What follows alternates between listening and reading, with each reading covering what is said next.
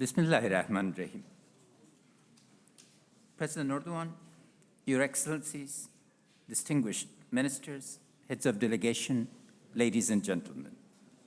It is my honor and pleasure to be amongst you as we reaffirm our commitment to the Heart of Asia Istanbul process, now in its 8th year. The decade in which this process has been one defined by global uncertainty and disruptive change. The threats of this decade are from terrorism, the international illicit drug trade, criminality, and armed political opposition, all of which have transnational as well as national dimensions. These threats pose great risks to our collective regional and global security. But disruption also brings opportunities for positive change. Despite 40 years of ongoing conflict, the national mood in Afghanistan is one of increasing optimism regarding our future, as demonstrated by the recent Asia Foundation survey of the Afghan people, with 65% approval rating for the government. The key to sustaining the optimism, containing the threats, and managing the risks lies in continuing our agenda of national reform and anti-corruption, in regional connectivity and international cooperation. As the name says, this is a process, one that we must urgently and actively continue for our shared interest. On behalf of the government and people of Afghanistan, I would like to thank you, President Erdogan, for providing a platform for this ongoing process. The Heart of Asia Istanbul process, an initiative of President Erdogan, is proven its relevance through time. I thank Turkey, Kazakhstan, China, Pakistan, India, and Azerbaijan for hosting our previous meetings, and thank Tajikistan for agreeing to host the next meeting. I thank the government and citizens of Turkey for their exceptional hospitality in hosting the conference this year. Turkey has played a major role in the security sector from 2001, continuing today, and is engaged on an ambitious agenda of economic cooperation with us. The friendship between Afghanistan and Turkey is deep, broad, enduring, and without a time limit. I thank all of the participating countries who make this platform robust and relevant: Azerbaijan, China, India, Iran, Kazakhstan, Kyrgyzstan, Pakistan, Russia, Saudi Arabia, Tajikistan, Turkey, Turkmenistan, Uzbekistan, and the United Arab Emirates. Realizing Afghanistan's vision of becoming an Asian roundabout to our mutual benefit largely depends on you, distinguished leaders. Your country's development priorities, as well as the utilization of your country's assets, capabilities, and experiences. Over the past 5 years, our combined efforts have shown that regional connectivity meets the tests of desirability, feasibility, and credibility, thereby beneficial to us all. Thank you, Azerbaijan, China, Kazakhstan, Kyrgyzstan, Russia, Tajikistan, India, Turkey, and Turkmenistan for opening up critical trade and transit corridors, including the Lapis Lazuli corridor and the Silk Road to China. These corridors have enabled Afghanistan for the first time to export over $1 billion in 2019. I thank India and Iran for making the Chabahar port a reality, and thank the United States for exempting this important avenue of trade from its sanctions. Afghan produce are reaching new markets: Afghan pine nuts exported to China, Afghan fruits and vegetables exported to India, Afghan dried fruits exported to Canada, Finland, Germany, United Kingdom, and other countries. I thank India, one of our fundamental partners in trade and development, for pioneering the concept of the air corridor, for their generous economic assistance, and for being a major trading partner with whom we now have a trade surplus. These are but a few examples of what we have achieved together. My thanks come also from the Afghan farmers, entrepreneurs, men and women, and producers, because these links change their income and thereby their lives.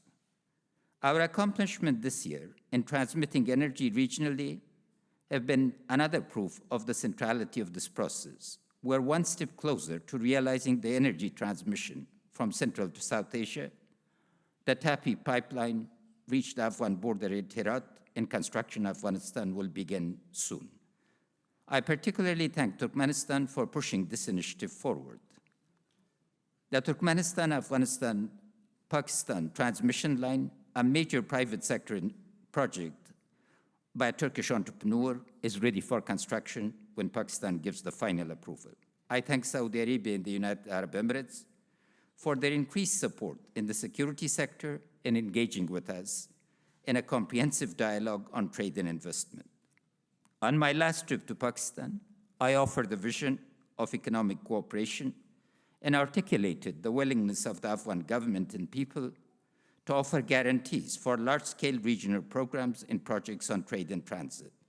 As we are both members of the World Trade Organization, our shared goal is to act according to rules of that organization, which have proven beneficial to their member countries. I look forward to fruitful cooperation in the future. I also would like to express my gratitude to the nations who are supporting the Heart of Asia Istanbul process, namely Australia, Canada, Denmark, Egypt, France, Finland, Germany, Iraq, Italy, Japan, Netherlands, Norway, Poland, Spain, Sweden, the United Kingdom, and the United States. Most of you have made Afghanistan among the top 3 recipients of your aid, and I express gratitude for that. Brought together by the tragedy of 9/11, our partners have sustained support with both blood and treasure over the years. On behalf of the Afghan National Defense and Security Forces, I pay tribute to all the men and women in uniform from our NATO and non-NATO partner countries that served in Afghanistan from 2001 to 2014 in combat and non-combat roles as part of NATO's ISAF mission, and those who've served since 2015 as part of the Resolute Support Mission to train, advise, and assist Afghan troops who are on the front line of the global war on terror. Our heartfelt thanks to the families of those men and women in uniform and the civilians who paid the ultimate price for your security and our freedom. From the Tokyo Conference of 2002 to the Geneva Conference of 2018, your governments have provided us support that has had a transformative effect on the lives of Afghans. On behalf of my fellow citizens, particularly our children, youth, women, and the poor, I thank your citizens, parliaments, governments, in particular your taxpayers, for the scale and scope of the assistance. I especially thank President Trump for his recent visit to Afghanistan, for his South Asia policy, and his support of an Afghan-led and Afghan-owned peace process. The United States has been a foundational and reliable partner for the people and government of Afghanistan, a partnership based on mutual interest and mutual respect, and has enabled us to move forward in confidence with a commitment to problem solving and dealing with threats and creating and seizing opportunities.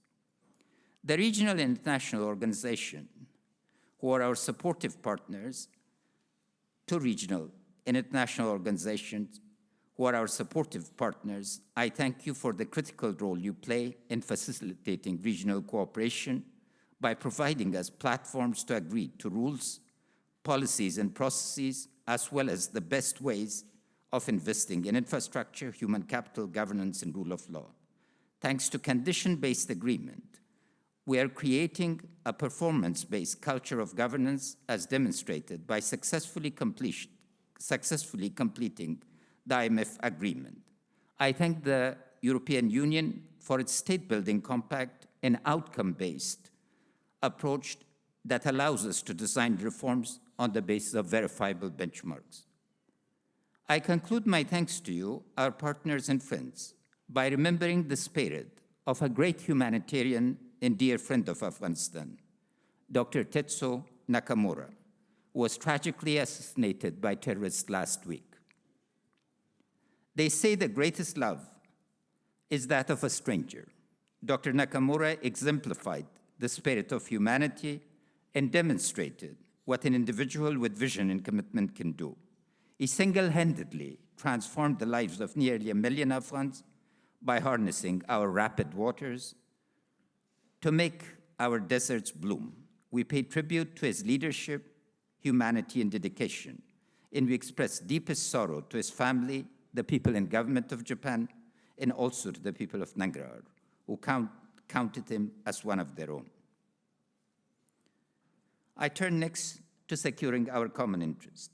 The interests of the international community converge in 2 key areas. First, containing threats, and second, creating and expanding opportunities. The threats are transnational terrorism, transnational criminal organizations, particularly narcotics, forms of radicalism that are dedicated to violence and destruction of national stability, regional cooperation, and international order. An uncertainty derived from perceptions of conflicting interest and short-term zero-sum perceptions of national interest, particularly in covert or overt tolerance of terrorist and criminal organizations. These threats are particularly virile because they manifest a combination of both political, economic, and social networks, but also virtual networks providing peak lethal effects and flexibility. The destructive networks are focused on Afghanistan because we are indeed at the heart of Asia. Not only does their perverse apocalyptic narrative place Afghanistan at its center, but terrorist networks also feel that they are geographically best positioned to threaten all of you here today from Afghanistan. We've seen the organic ties that have developed between terrorist networks and criminal organizations, particularly the illicit drug trade that began with opium and now sadly includes methamphetamine. In one operation in Farah province, our security and defense forces destroyed an estimated $1 billion worth of drug products and factories. The future of our younger generations are under threat from these criminal networks. I've said it before at such platforms in front of you, and I'll reiterate it again here today because it remains just as true and even more urgent. These are long-term threats that require coordinated responses and shared responsibility. I believe that with few exceptions, our response as states has been slow, fragmented, and short-term in focus. We must all work together to come up with creative, coordinated solutions and use all the platforms of international cooperation and regional connectivity to combat this shared threat. I will share with you later what Afghanistan, particularly our defense and security forces, are doing to fight for our common future. I will also extend an invitation to you to focus with us on a collective narrative of ending violence through the peace process. But first, let me turn to opportunities that lie in regional connectivity and global cooperation as the antidote to threats. Through the 19th and 20th centuries, Afghanistan was the missing link in the system of infrastructure that connected Central and South in East and West Asia. Now that Afghanistan is linking to the great transformation of Eurasia into a continental economy through energy transmission lines, gas and oil pipelines, railway and highways, and fiber optic networks, all of which will have immense regional payoff. I mentioned earlier the TAPI pipeline and other regional projects that are now in the construction phase, or indeed already functional, but there's more we can do together. As an upper riparian country, Afghanistan has a significant role to play in a common regional approach to environmental protection and to harnessing of renewable energy. Our hydro potential is estimated 23,000 megawatts, our solar potential at 220,000 megawatts, and our wind potential at 80,000 megawatts. Modern software has enabled us to map the exact location for maximum exploitation of this potential, which would be transformative for us in the region. Afghanistan is blessed with one of the richest mining deposits in the world. Russian geologists who first explored and documented the potential in the 1970s and 80s described as Mendeleev's periodic table. Over the past 5 years, we have created the legal and governance infrastructure to develop this natural capital for the well-being of our people. Our anti-corruption strategy, consisting of both institutional reforms and strict enforcement is paying off. In World Bank's Doing Business indicators, for instance, Afghanistan was the top performer last year. Moving forward, how should we cooperate to contain the threats and utilize and develop the opportunities? First, by sharing of lessons learned in regional cooperation in nation-state building. We have all overcome threats of conflict and disintegration at some point in our histories, expanded regional cooperation, and invested in infrastructure and human capital. But there's not yet readily accessible review of these lessons. The Heart of Asia Istanbul process could create a center for such lessons learned in exchange of them. Second, in the wake of the tragedy of 9/11, a unique consensus emerged on the need for a stable, democratic, and prosperous Afghanistan. Today, our common interests require a renewal of this consensus.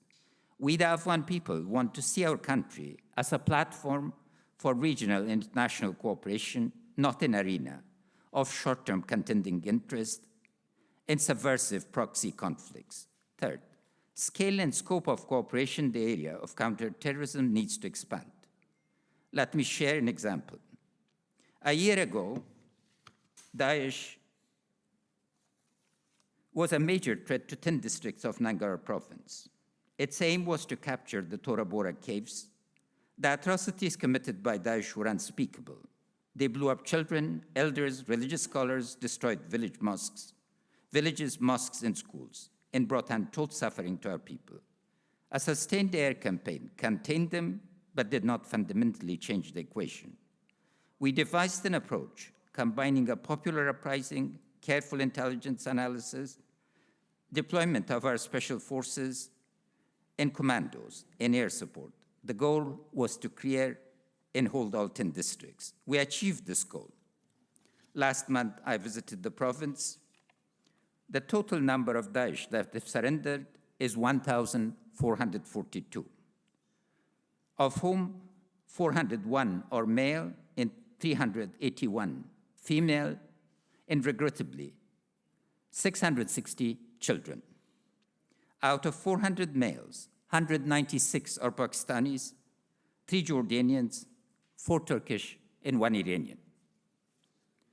Out of 381 females, 313 are foreigners, 10 Indians, 6 from Uzbekistan, 1 from Turkey, 3 Jordanians, 3 from Tajikistan, and 2 from Kyrgyzstan.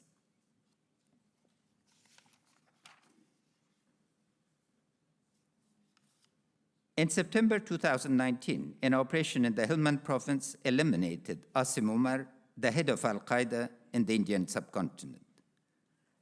Those Al-Qaeda combatants captured and killed were foreign nationals, mostly from Pakistan. These instances are but 2 examples of the fact that our threats are shared. We should create frameworks of regional cooperation that allow us to share intelligence, to investigate and take perpetrators to trial, draft agreements on exchange of ex-combatants, and define what are the responsibilities for rehabilitation and de-radicalization of countries, regional and international organizations. For our part, the government of Afghanistan is committed to full transparency and information sharing. We hope that we can make serious progress on cooperating in this critical area. Fourth, despite our common efforts, the region and the world is playing catch-up in the area of counter-narcotics. The problem is twofold. First, the cartel and criminal organization profiting from the destructive enterprise are becoming more entrenched, utilizing the soft underbelly of globalization for their illicit gains. Second, we still lack agreement on a framework that would clearly delineate the connection between production, processing, transit, trafficking, and consumption. The link in this vicious profit chain need to be clearly analyzed in close coordination between countries, civil society organizations, businesses, and regional and international organizations. Our efforts in the area of counter-narcotics are complicated by the organic ties between transnational terrorist organizations and drug producers and processors in the Taliban. How organic are the ties that bind them, and will they be willing and able to break off these bonds? What is clearly indicated by the data is that those engaged in production get an insignificant share of the profits, and comprehensive modernization of our agricultural system based on access to our markets would relieve producers from backbreaking work in the illicit economy. As our success would mean shift of the production elsewhere in the region, we need to act on lessons learned, especially support for rule of law in policing and transformation of agriculture. Iran and Russia have particularly suffered from the destructive impacts of drug consumption and trafficking. But with the shift from heroin to amphetamine, all of us around this table, including Australia and North America, are threatened and need to join forces in designing and implementing a coherent and comprehensive counter-narcotic strategy. Fifth, when 40% of a population lives below poverty line, the temptation to opt for the illicit economy may be hard to resist. Your experience in successful transformation of our economies highlights the role of transit, trade, and investment in lifting hundreds of millions out of poverty. The enablers in terms of hardware, namely infrastructure and software, namely rules, systems, and processes, are well known. When one is at the heart of a market of over 3 billion people, the key to development lies in creating, expanding, and sustaining value chains and supply chains. We gratefully acknowledge the significant steps that have taken by the Central Asian neighbors to provide that the potential, to prove that the potential exists. Our request is we scale up and expand the scope of our cooperation and investment in these areas. A critical component that is still missing is a regional system of risk assessment and management and mechanisms of common risk guarantees and insurance. Regional and international organizations can play a particularly important role in making such tools available to the region, so large-scale investment in regional connectivity projects that require medium to long-term maturation can take place. Sixth, we suffered the wholesale loss of a generation of managers and technical experts in the 1980s, but had no opportunity during the 1990s to make up for the loss. Despite the significant gains in this area, providing quality education to our boys and girls and young men and women is our top priorities now. Communication technology now makes it feasible to harness distance learning for a scale and scope of transformation education that we could have not dreamt of 20 years ago. Our request to you is to make your education and technological institutions available to us through distance learning platforms so we can create human capital that would manage our natural and locational capitals, but also to create a culture of tolerance and moderation befitting the golden age of our Islamic civilization. What is our responsibility as Afghans regarding ownership and leadership of our problem?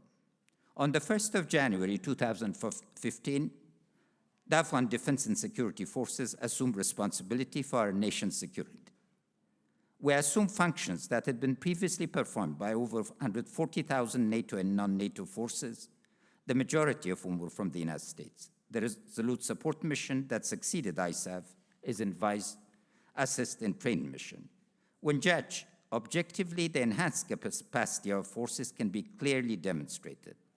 In the last 8 months, our all-volunteer defense and security forces have moved from a defensive to an offensive posture across the country, not only containing severe pressure from the Taliban, but retaking ground in 8 districts that had been controlled by them for a decade. 4 main factors have been essential in this transformation.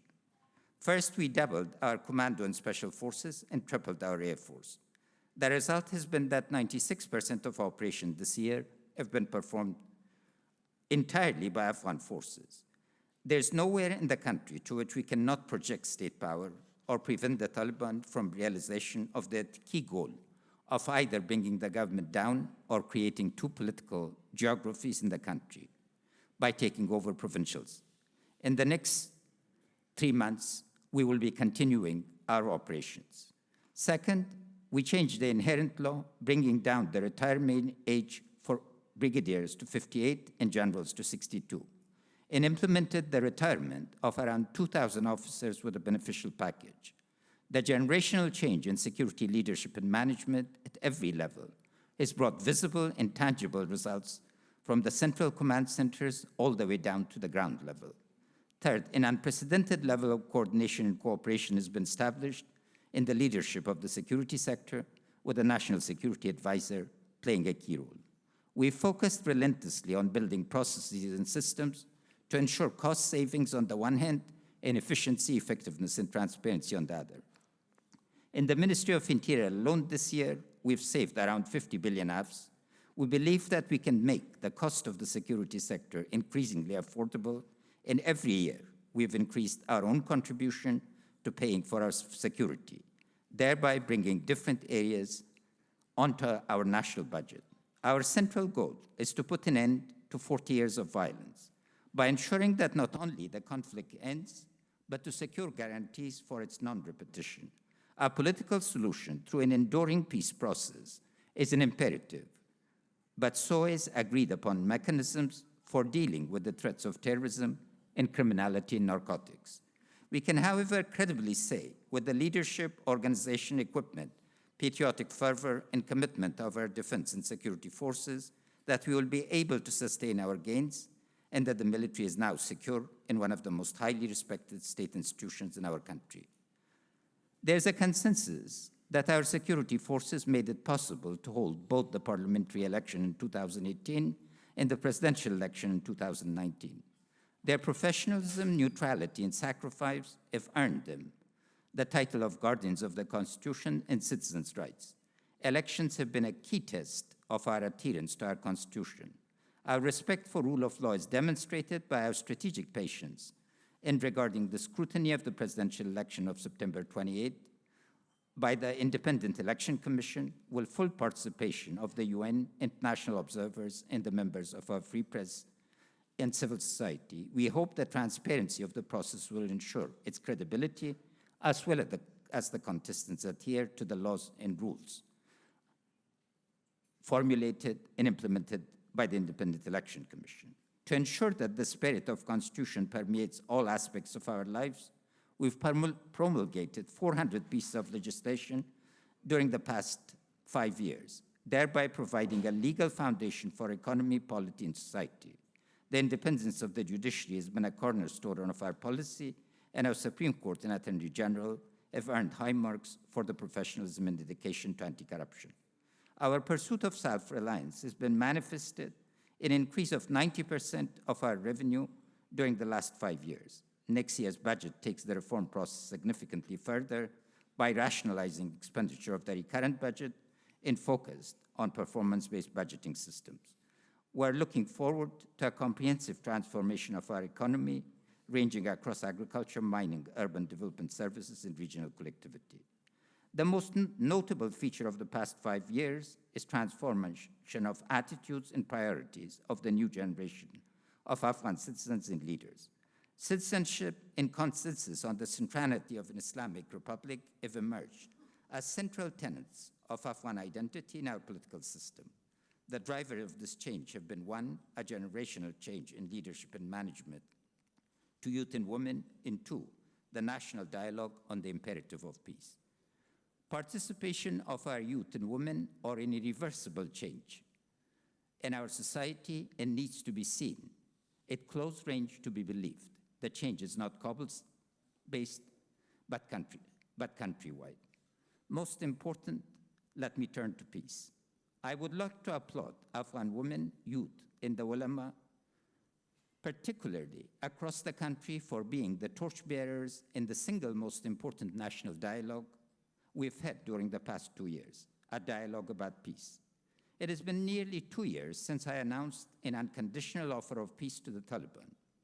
My decision arrived after years of consultation and preparation was made possible by a sense of urgency called for by the Afghan ulama, 2,906 of whom gathered in Kabul in June of 2018 and issued a fatwa explaining the ending of violence as a Quranic injunction in seeking of peace as a command of the Almighty Allah. Since then, peace has moved from a deeply felt but vague concept to something feasible, the boundaries, trade-offs, and dimensions of which we're now defining as a nation.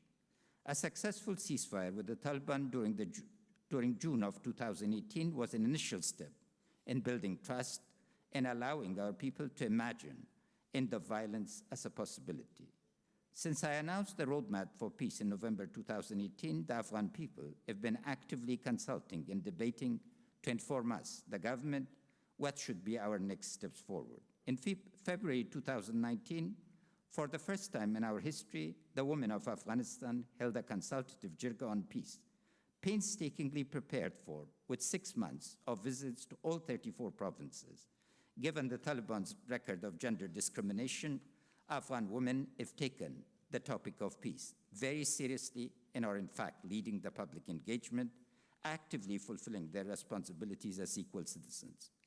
In April 2019, the government convened a national peace jirga where over 3,000 men and women from across the country participated. The jirga included 30% female delegates, nearly 40% of elected working committees heads, and secretariats were women, including a female spokesperson, and 12 female deputies on the planning committee. The jirga made 23 recommendations, both emphasizing the need for constructive engagement with the Taliban, but also setting their boundaries. Those boundaries including respect for the Constitution and not sacrificing gains made in women's and human rights and citizen rights. Public support for such principles were also mirrored in the recent Asia Foundation survey of the Afghan people, where 65% of respondents supported constitutional democracy and 55% of respondents said that their priorities in a peace deal would be to preserve the current constitution and a central democratic government. To effectively act on these recommendations, we had to absorb the lessons from other peace agreements, think deeply about their Islamic and national traditions, and understand both the differences and similarities with other countries who moved from conflict to peace.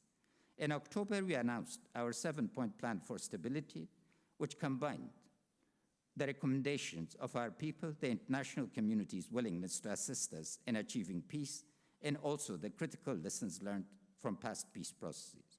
Acting on lessons from global experience requires understanding that when parties sit at the table without having completed the preparatory work of the table, which includes serious national preparation in regional and international cooperation and coordination, the process of official negotiations have either been endless or fruitless.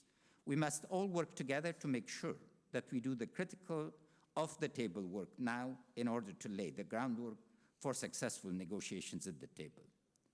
As the agenda of ending violence and ensuring its non-repetition is the key objective of the Afghan nation at this moment of our history, I will offer suggestions for your deliberation and support to move the process forward. First, building a consensus on drivers of conflict, unbundling the national and transnational strands will be critical to specification of mechanism and coordination. Second, reaching agreement on a coordinated process of regional and national support for an Afghan-led and Afghan-owned process. Considering all the participating and supporting countries in regional and national organizations to be stakeholders in this noble quest, we ask that lessons be drawn from all the previous efforts to create reinforcing efforts in coordination with the Afghan government.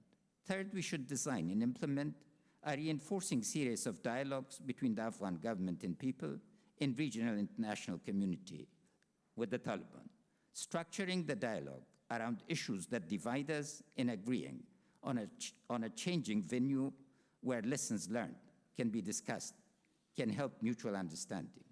Third, work with us in creating a framework for ending conflict and guarantee its non-repetition by focusing on mechanism for ending ties between Taliban and their state and non-state sponsors, particularly provision of sanctuary and networks of support, severance of bonds with all the transnational terrorist network, and termination of their bonds with transnational and national criminal organizations. As the Afghan government and Taliban are the principal parties to the conflict, direct negotiation between us is the key to a political solution. The test of their political will, organizational capacity, and capability for command and control lies in the credibility of a comprehensive ceasefire. Fourth, the key to ending conflict and guaranteeing its non-repetition lies in a robust and credible system of verification. Hence our request to all of you to help in designing and participating in such a system. Equally important, we should agree on a robust approach for dealing with threats by transnational terrorist networks, transnational criminal organizations, and subversion by state and non-state actors. Fifth, as ending conflict would entail return of significant number of the estimated 4 million Afghan refugees in Iran and Pakistan, whom we thank for hosting our people. Support for a peace building will be critical. We thank the European Union for its 5-point support agenda offered in the Geneva Conference and count on European Union's active engagement in our peace process. As part of this critical preparatory work, the government will convene a mini-law jirga to determine priorities and agree on mechanisms of ending the conflict with the Taliban. To have your reflections and suggestions on the above agenda, we invite working-level representatives, special representatives or national security advisors from your countries, and representatives of international and regional organizations to form an alliance consultation group. We invite this group to participate in a conference in Kabul to collectively reflect over the past efforts and lessons learned and reach consensus on the way forward. We also request you, as part of the alliance consultation group, to work with us to organize and host a series of intra-Afghan dialogues to ensure momentum is maintained and channels of communication are open between the parties to the conflict. Unlike official negotiations, which come later, the intra-Afghan dialogue will not require a precondition. We have seen and heard your willingness to be involved and helpful in this process, and as you are all stakeholders in this peace process, we welcome your support.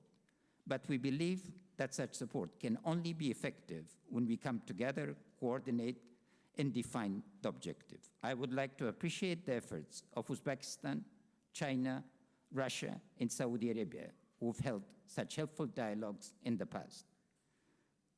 These are critical steps we are taking in a process that should eventually result in a sustained and dignified peace. It is our hope and our objective that these steps will lead to a ceasefire and direct official negotiations with the Taliban. Ladies and gentlemen, thus I conclude my remarks today with an invitation that is forward-looking to our peaceful future, where our mutual interests are secured as our mutual threats are collectively addressed.